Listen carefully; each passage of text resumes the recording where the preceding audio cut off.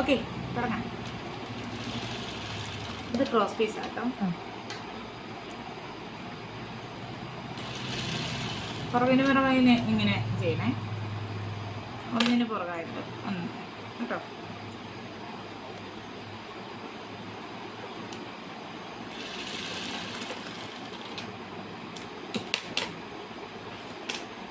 ഒരു തൈൽ തയ്ക്കുന്ന അത് പൂർത്തീകരിച്ചിട്ട് മാറ്റി വയ്ക്കുക. അതിന് എന്തോ ഒരു കിട്ടും.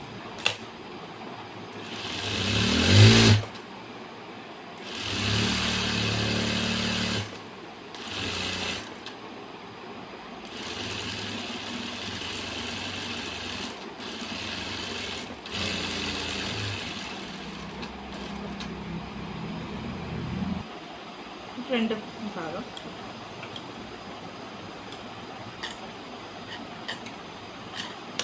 ടക്കിൻ്റെ അളവുകളൊക്കെ പിന്നെ പഠിപ്പിക്കാം. എന്നാലും ഇത് അറിഞ്ഞിരിക്കണം ഏത് ഭാഗത്താണ്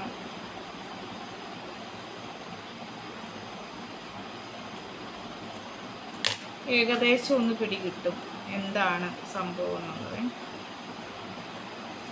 എവിടെയൊക്കെ വരും. ടക്കാണ്.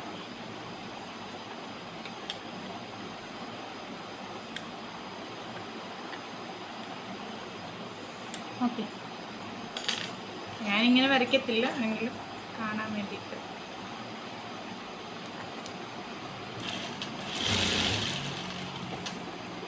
അത് വരച്ചു ഇട്ടു. ഇത് ഓപ്പോസിറ്റ് സൈഡ് കണ്ടോ.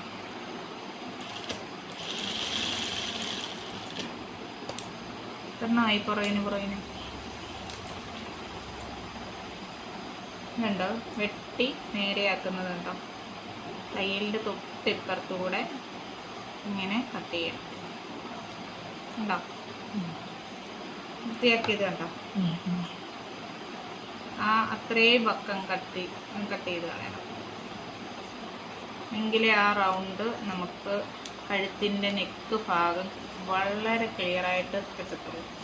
ഇവിടെ ആയിരുന്നു എന്നുള്ളൊരു ഇത് പഠിപ്പിച്ചത് പഠിക്കുന്നവർക്കെല്ലാം ഒരു ഉപകാരമാണ്. ഇതിങ്ങനെ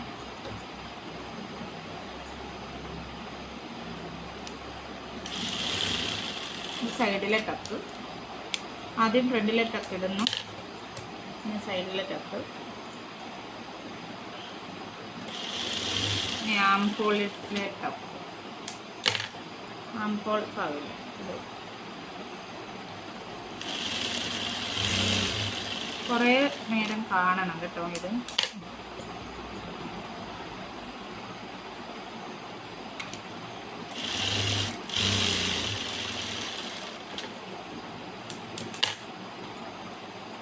ഓക്കെ.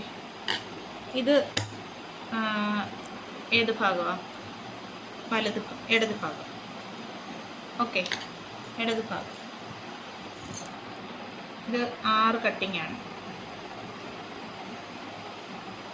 6-നകത്ത് 2 എടുക്കുക, ഇങ്ങനെ വയ്ക്കുക, ഇങ്ങനെ വയ്ക്കുക, തിരിച്ചിടുക. തിരിച്ചിട്ടിട്ട് കട്ടിംഗ് ഭാഗം നമ്മളായില്ല, ഈ രീതി തന്നെ പഠിക്കണം കേട്ടോ.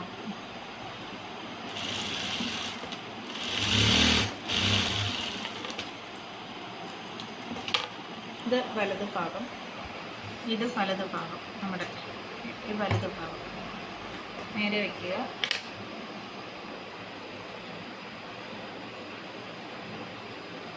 ഇത് ഇങ്ങനെ വയ്ക്കുക.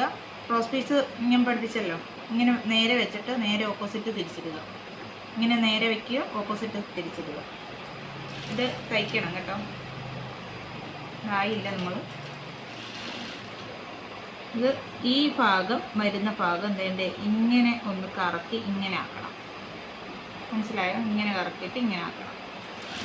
അത് ഉള്ളിലേക്ക് വെച്ചടിച്ചാൽ തിരിച്ചടിക്കുമ്പോൾ നമുക്ക് ഇത്തിരി പ്രയോജനപ്പെടും, കയറിക്കൊള്ളാം. സാധാ ബ്ലൗസാണ്, ലൈനിങ് ബ്ലൗസ് ഇങ്ങനെയല്ല. ഇതിപ്പോൾ ഞാൻ കറക്റ്റ് ലെങ്തിലാണ് ഇതെല്ലാം വെട്ടിയേക്കുന്നത്. സാധാരണ ഇങ്ങനെയല്ല എല്ലാവരും തയ്ക്കുന്നത്. എൻ്റെ രീതി ഇതാണ് കണ്ടോ. ഇതിൻ്റെ മുകളിലായിട്ട് ഇങ്ങനെ വയ്ക്കും. പഠിച്ചില്ല, ഞങ്ങളത് പഠിച്ചില്ല, അറിയില്ല, എങ്കിലും ഇത് കണ്ടു. ഇതിന് ശേഷമാണ് കട്ടിങ്ങും ഇത് കുക്കും